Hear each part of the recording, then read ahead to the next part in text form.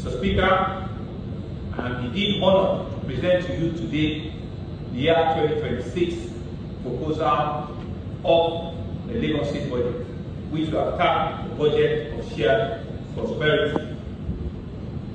The year 2026 budget is proposed at a total size of 4,307,9,308 naira.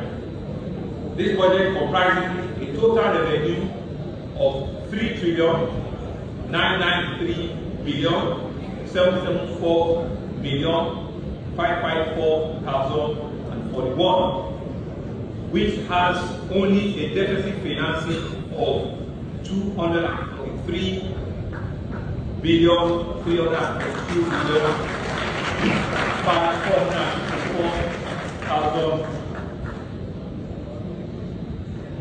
We also